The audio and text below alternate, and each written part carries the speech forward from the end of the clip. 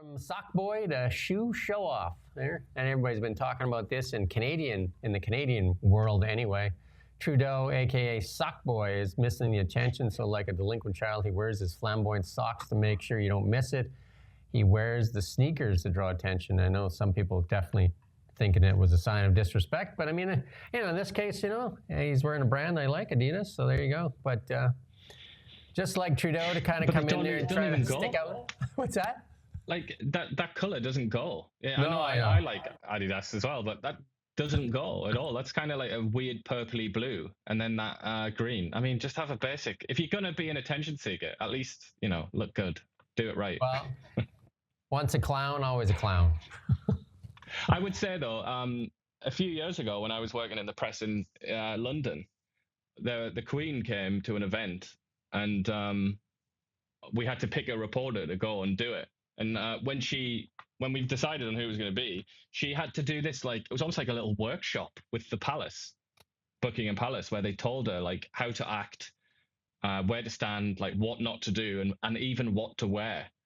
I mean, so that is all to say that Justin Trudeau, being a former prime minister, he'll know all this stuff inside out.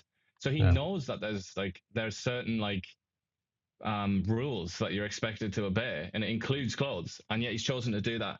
So he's done it 100%. He's done that on purpose to get attention, and I would say that's kind of pitiable. Yeah, but also if you think about it from Charlie Sheen's perspective, he could add winning to it, because we're not talking about Stephen Harper, are we? Stephen Harper was sitting next to him, and there's no discussions about Stephen Harper at all, but there's a lot of discussion about Justin Trudeau, and that helps him sell a whole bunch of himself into speaking tours and stuff like that. The Bidens are on, registered in like the CAA and all this different thing, Kamala Harris, and all registered for all these speaking tours. I'm sure Justin Trudeau's on that list too for these. And Kamala Harris couldn't get a gig in the United States. She actually went to a real estate convention in Australia and gave a speech there to a bunch of realtors. And again, in typical Kamala Harris fashion, actually, she made a joke that was actually quite funny. She says, well, I'm unemployed now, so I can travel around the world. I mean, she'll travel while anybody will pay her money. But her typical stuff was like no different than Mark Carney, 3.5 minutes of word salad and nothing to sink your teeth into at the end of the day. Do you know what I mean? You have no idea what they said. And that was, somebody's paying, Harris hundreds of thousands of dollars. I don't know what the number is for her to say nothing, to show up. And then the Bidens aren't even getting any gigs. I mean, it'd be tough to pay to get Joe Biden to show up and do anything, I imagine. You'd have to provide the. No, I'll not say. Well, Jill, you have to figure out a way to keep him awake. Let's put it that way. Jill, I've heard that somebody here in Kelowna is trying to get Eric Trump to come and speak here. They should do that, and if they're going to do that, they should get Hunter to come at the same time, and they can have kind of like a cage match or something like that. Or a paint off, so you can paint. So, I mean, remember, this is the not so serious section, or are you serious? And this, I put this in here, and this is serious, but it's like, are you serious? Like, Dorothy Lamont, 96, has actually put an ad in the newspaper to get a GP. That's how bad it is in Canada with our free healthcare system. She's actually running an ad to get a doctor. And like so many people from her generation, she's so humble as well. And she comes out and says, I don't want to be a burden to the system. And it's kind of like, you're 96 years old, for God's sake. Like, you should be a burden. Like, you're the exact person that the health system exists for, to protect people like you. Yeah, and I don't know, somebody said our like counter isn't working well. I don't know, just keep banging on it, I guess. I don't know. Not sure why it's not working. And then somebody's giving us a verse from the Bible. There you go. There you go. And then I asked you if you wanted to run this or not, and this isn't how AI is actually pretty good. Maybe we should pass on this. Maybe we'll pass on this. This is Macron's wife laying a licking on him, and maybe we'll just pass on that here. Yeah. But well, let's go to the next one here. Mark Carney. Yeah, Mark Carney. You can go find it on the internet if you want to watch it. Mark Carney there, a little clip here. Mr. Speaker, I have much to learn from the members of this great House. I will make mistakes. I have no doubt that you will call them out for good reason. Because this House has rules it has traditions. And it's on those traditions that our Athenian democracy is founded.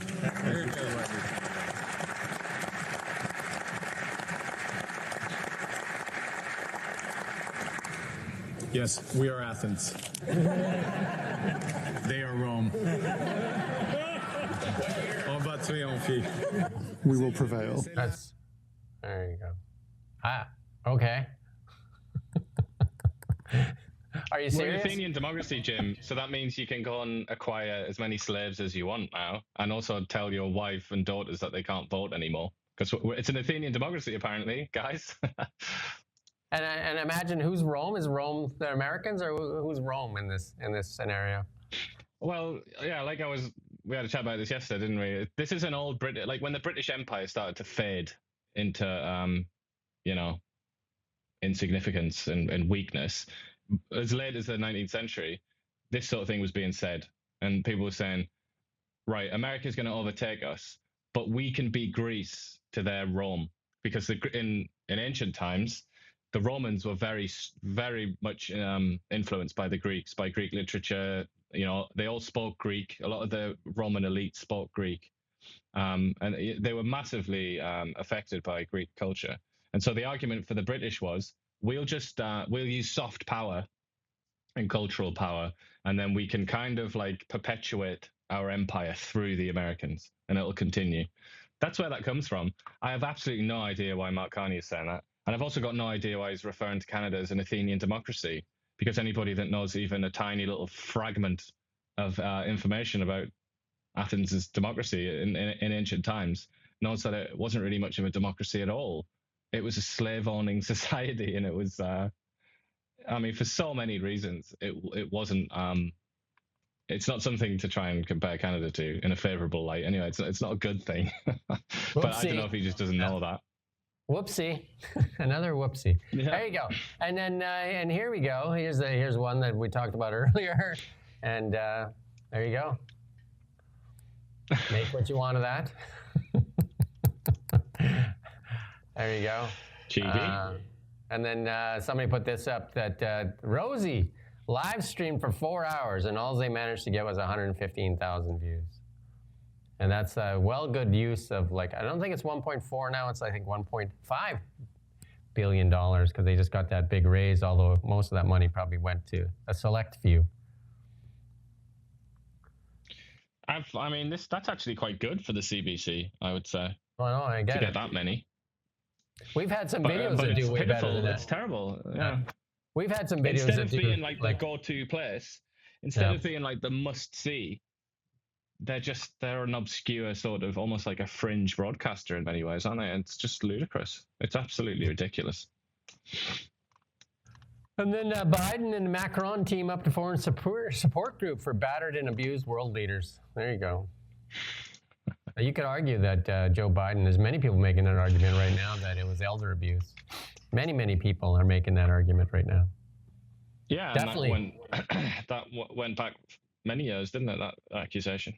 Did you watch when Joe Biden had that horrific debate with Donald Trump, and then the Bidens went off into that room to celebrate or whatever? They're with their Democratic faithful. And Jill was screaming in Joe's face how good he did. Do you remember that at all? She was actually screaming right into his face. You did good, Joe. You answered all the questions like she was talking to a 2-year-old, right? Awful. Absolutely terrible. Yeah, pitiful, actually. And then they figured out how to up your productivity on your iPhone. It's got this new app. And unlike AI, it shuts off your phone, and AI won't shut itself down, but this just turns off your phone. Some people spend, I think on TikTok they have where you can set your limit. It actually will go off after, you can set yourself a 30-minute limit or something like that, and to stop scrolling endlessly. But that's almost like going to a nightclub or something like that and setting an alarm saying, stop drinking now. It's like, are you going to stop? Cinderella. You got to be Cinderella and say at midnight, I got to go. You got to put on a pair of glass slippers and call it a day. Well, that's it. That's all we got for today. Although that was pretty good.